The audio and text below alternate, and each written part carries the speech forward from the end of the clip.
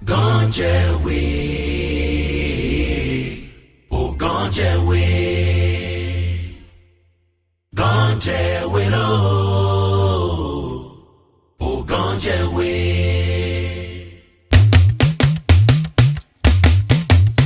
De simples microfinances pour aider ses concitoyens, la COEC est devenue aujourd'hui une institution qui, avec le temps, au fil des années, a gravi des échelons pour se retrouver à une hauteur inestimable. Plus qu'une histoire, elle a commencé très bas, nous raconte l'un des piliers. Au fond, la COEC est née dans un contexte particulier. Et le contexte était que l'Église avait été en difficulté et il y avait deux ailes. Et une aile qu'on appelle aile conférence et une autre aile qu'on appelle aile synode. Dans ce contexte, l'aile synode a bloqué pratiquement l'aile conférence en ce qui concerne ses relations avec l'extérieur de l'Église. L'extérieur, ça veut dire aussi bien l'intérieur les autres partenaires de l'intérieur du Bénin et les autres partenaires de l'extérieur. Au point où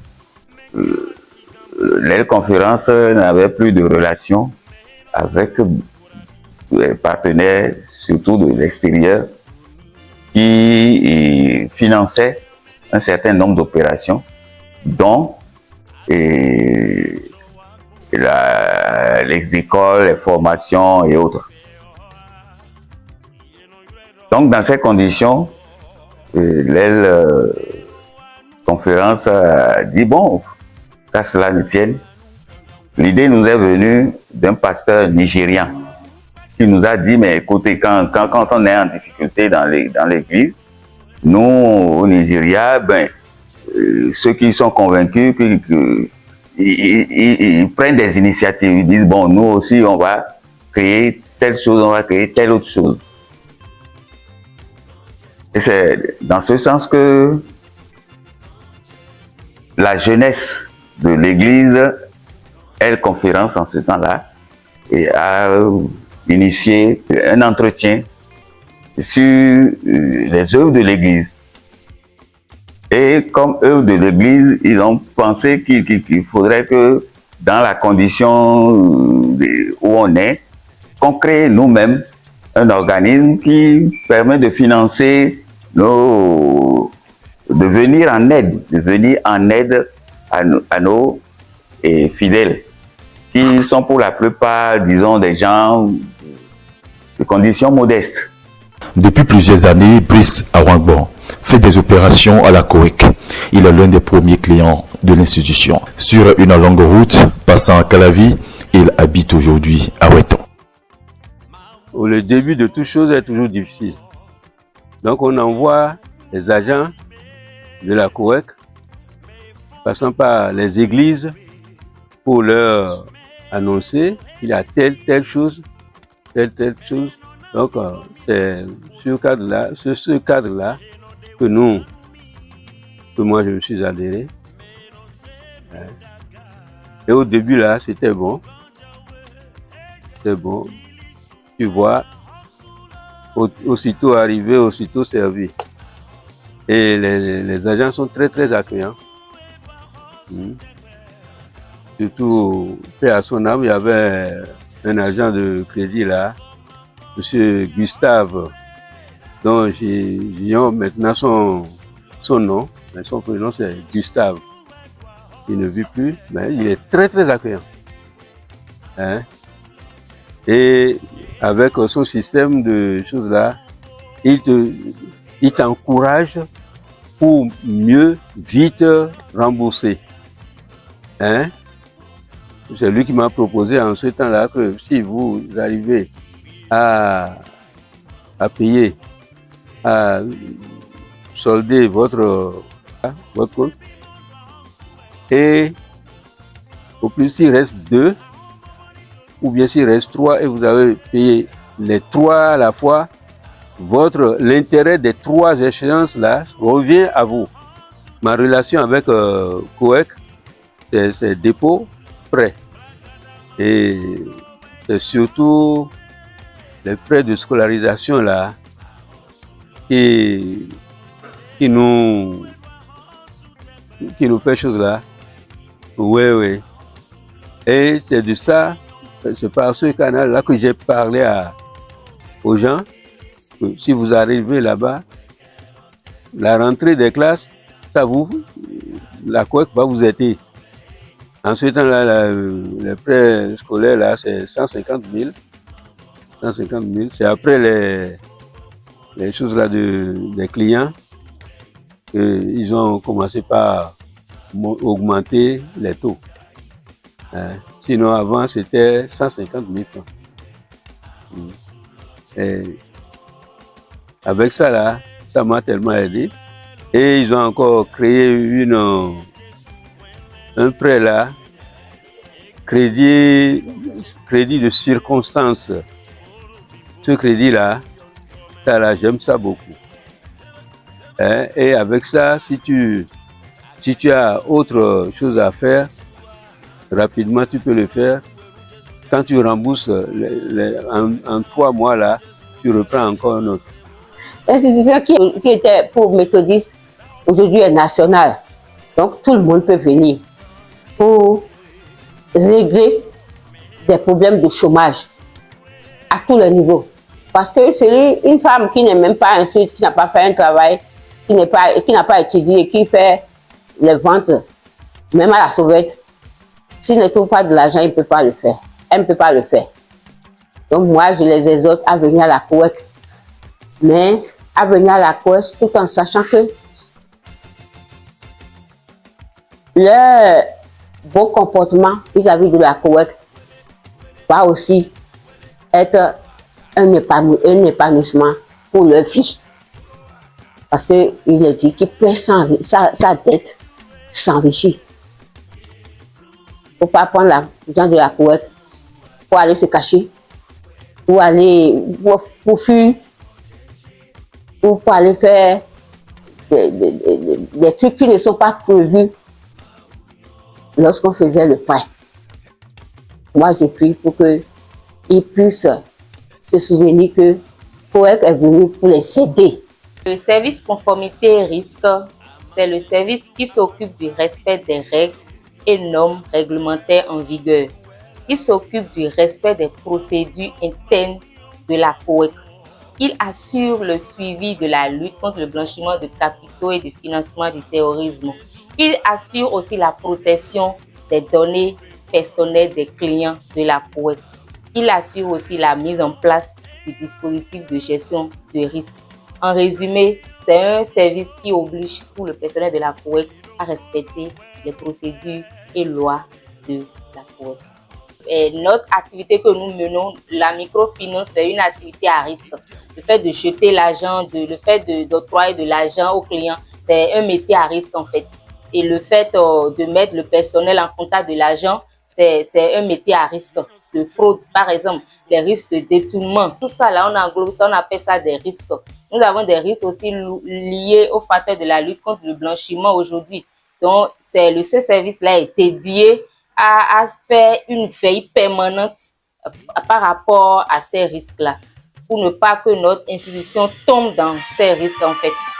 En résumé, c'est un service en griffe gendarme qui s'occupe du respect et de la procédure et qui évite à l'institution de tomber dans les risques.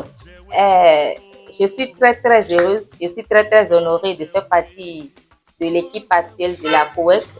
Vraiment, c'est une équipe très dynamique avec de vision, une équipe dirigée par un responsable qui a de la vision et qui a des objectifs pour notre structure. Je suis très heureuse de faire partie de cette équipe.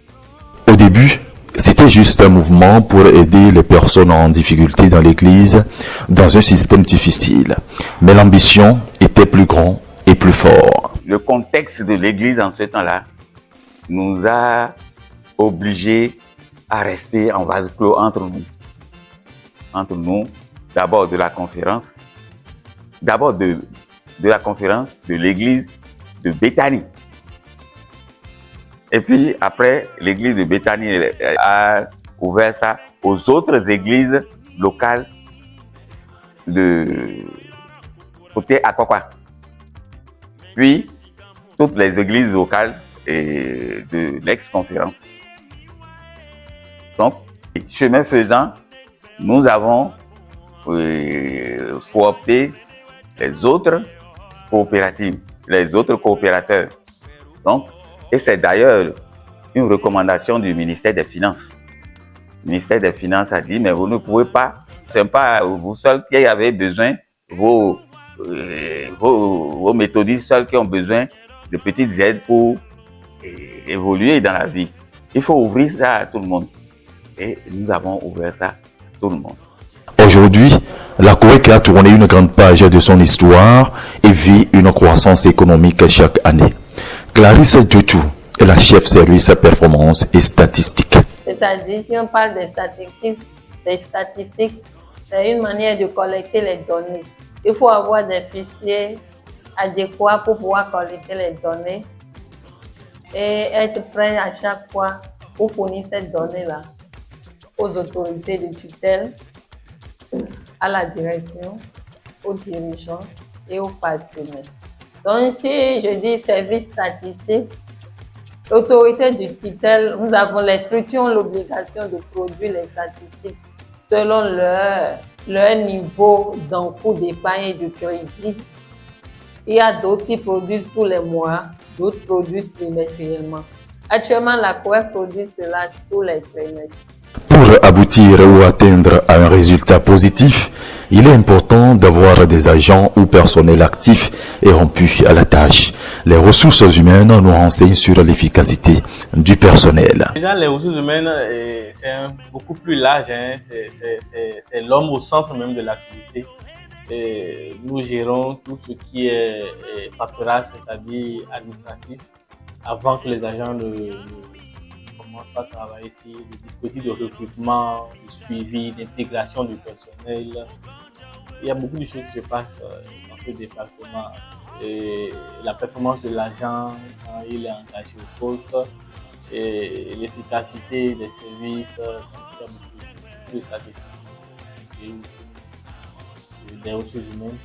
Et il y a également une des fonctions matériel et stock. Et tout ce qui est immobilisation, tout ce qui est achat, nous nous imprégnons de cela. Tant que la procédure est respectée, nous allons également dans ce sens. Vous allez constater que la secrétaire n'est pas présente, elle est en congé. Et je suis celui-là qui joue la double fonction intérim. Je suis à la COEF depuis 2 ans, bientôt 3 ans. J'avoue que il y a de très bons sentiments qui m'animent, de joie, parce que c'était pas du tout facile, mais au fur et à mesure, nous avons gravi les échelons, nous avons affronté des défis que nous avons relevés, qui a permis que nous soyons là maintenant. Et ça nous a donné une assurance, ça nous a donné une fierté, une satisfaction morale. Vous voyez, quand vous regardez un peu le personnel de la COEF, ce n'est qu'une équipe très jeune qui est dévouée à la tâche, jour et nuit, qui ne cesse de se battre, de se sacrifier pour que les activités à la COEF puissent évoluer. Donc, il y a de très bonnes impressions, parce que ici, côtoyer le personnel, côtoyer les chefs de service, côtoyer certains collègues, jusqu'aux gardiens même, j'entretiens de très bonnes relations avec eux. Donc, je peux déjà me sentir à l'aise et je vous rassure que c'est un très bon sentiment. Je suis content et dans la joie et heureux de faire partie de ce très bien. À peine on me remarquait, parce que j'étais juste caché derrière la porte. Le bureau n'était pas aussi confortable, mais on faisait avec.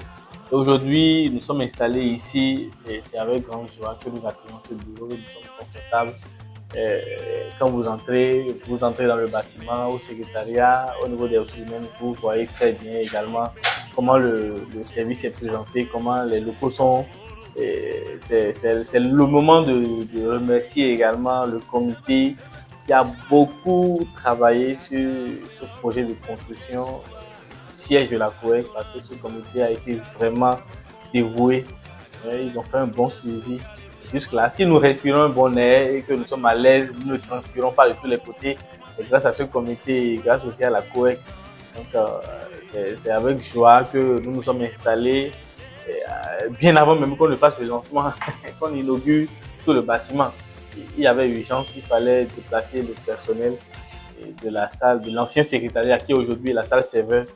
Donc, il fallait qu'on nous loge quelque part. Voilà pourquoi on a intégré plus tôt que prévu. Dans le même sens, la nouvelle présidente du conseil d'administration rassure de compter sur ses collaborateurs et les ressources disponibles pour continuer à relever le défi.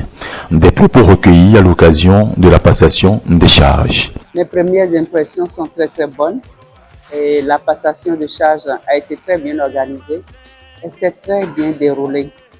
Ensuite, quand nous voyons la qualité des membres des 3 différents organes, nous rendons grâce à Dieu parce que le conseil d'administration de COEC, le conseil de surveillance et le comité de crédit ont à leur sein des membres de grandes compétences, ce qui augure un bon avenir pour COEC. Donc, les impressions sont bonnes.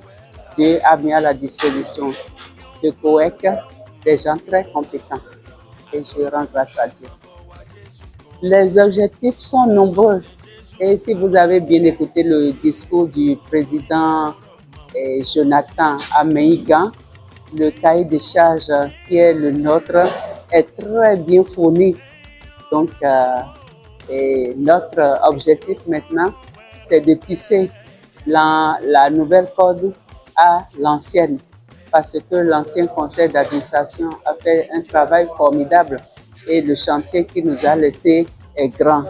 Mais le premier chantier auquel nous allons sur lequel nous allons nous pencher tout de suite, c'est celui de la transformation institutionnelle qui est qui frappe déjà à nos portes. Ensuite, désormais, la COEC va passer à la Cour des grands avec le passage à l'article 44 qui est un objectif très ambitieux. Donc, il y a beaucoup de chantiers. Nous devons étendre la COEC sur l'ensemble du territoire. En ce moment, nous sommes à 11 agences, mais nous comptons bien couvrir tout le territoire national et comme nos aînés, parce qu'il y a de la place pour tout le monde. Le directeur général de la COEC ne peut que se réjouir des retombées et reconnaissant envers ses collaborateurs. En réalité, je voudrais rendre d'abord grâce à Dieu pour ce merveille dans la vie de tout un chacun de nous, pour ce merveille dans la vie de l'institution qu'est la coopérative wesleyenne d'épargne et de crédit. C'est une institution confessionnelle. Et à voir tout ce qui s'est passé du début jusqu'à la fin, nous voyons véritablement la main de Dieu au niveau donc de l'institution. En effet, pour des questions donc de bonne gouvernance, il est recommandé qu'à la fin donc d'un mandat, d'un organe, il puisse procéder à un renouvellement. Et c'est en respect donc de cette réglementation que la COEC a procédé le 22 juin dernier au renouvellement donc des membres d'organes et ceux-là qui ont conduit, n'est-ce pas, la destinée de l'institution de 2021 à 2024. Et comme ils sont au terme donc de leur mandat, ils ont accepté, n'est-ce pas, que d'autres personnes viennent continuer l'œuvre. Cela dénote véritablement de la bonne gouvernance. Et cela dénote de l'alternance, comme on le dit, de l'alternance au pouvoir. Et à voir véritablement la qualité des hommes qui ont accepté, n'est-ce pas, faire partie désormais donc des membres d'organes, que ce soit du conseil d'administration, du comité de crédit, du conseil de surveillance, nous ne pouvons que rendre grâce à Dieu. Et depuis ce 22 juin 2024 où l'Assemblée générale a eu lieu, et ils se sont vus, on a retenu, n'est-ce pas, la journée d'aujourd'hui, qui est le vendredi 12 juillet 2024, afin de procéder à la passation donc de charges. Et vous-même, vous avez constaté que cette passation a été faite dans une ambiance bon enfant. C'est aussi l'occasion de saluer le directeur général, M. Adjéran Brice, que je respecte beaucoup, qui m'a accueilli les bras ouverts parce que j'avais commencé en tant que stagiaire, voilà. Et le travail a fait que, bon, voilà, nous sommes restés. Je voudrais, à travers ce moment, à travers cette initiative-là, lui dire infiniment merci pour l'effort qu'il ne cesse de manifester pour la COEC, pour les sacrifices qu'il ne cesse de manifester également. Seul le Seigneur pourra le fortifier, l'assister, pour que les grands défis de la COEC, il puisse les relever. Et je sais que la tâche n'est pas facile, mais le Seigneur saura le consoler, lui donner mes forces. Christy Sada et Boris sont des clients de la COEC. Azoro COEC de mon si do enyanumia si kwetan tondi en fio alito en sande odo befi ta befio odo ma osi alogo po mbio boutique on boutique ode so o ma osi alogo po elo nu kon no yikwe lo fine no nya kwe lo fine no nya kwe bo no soupe lo poton 6 mois no fogo no les renouveler den lo fidi on dagbe yin si do azoro si ho nya nya de fidi o nja do nu me le po no je ni ye da so ni tenkon e mo tenu pon ni tenkon bo pon do je de na yin gbonu ye adi do nye mo nya nya de me ni hantre wa le wa alogo no le de ni o vile no do be azoro. J'ai commencé avec les tontines. Après les tontines, je suis tombé sur les crédits normaux. Bon, c'est sur ça on est jusqu'à ce jour. Par la grâce de Dieu, Dieu nous aide, on finit, on sort et on renouvelle. Bon, c'est pas mal. L'institution est là pour nous aider. Nous qui avions peu de moyens à subvenir et à élargir nos activités. Oui, on pense continuer. Tant que Dieu nous donne le souffle de vie, et par l'aide de Dieu, on arrive toujours à payer les échéances. Nous sommes toujours ensemble. La maison a beaucoup changé, la maison a grandi, il y a eu des branches. Ce qui fait qu'aujourd'hui, la COEC n'est plus petite comme auparavant. Donc, tout notre souhait est que la maison s'agrandisse et devienne comme les grandes autres structures de microfinance. L'expérience personnelle à partager au niveau de la COEC, elle est d'un ordre capital, très important pour moi. J'ai été très motivé à être un membre fondateur de la COEC dans le but d'aider mon environnement, les plans sociaux, les plans de développement socio-économique. Vous savez, quand tu es seul, il est difficile de prêter, de passer de l'argent à beaucoup de gens à la fois. Mais la solidarité étant, puisque la COEC est une coopérative, en mettant nos forces ensemble, nous pouvons aider beaucoup de gens à la fois.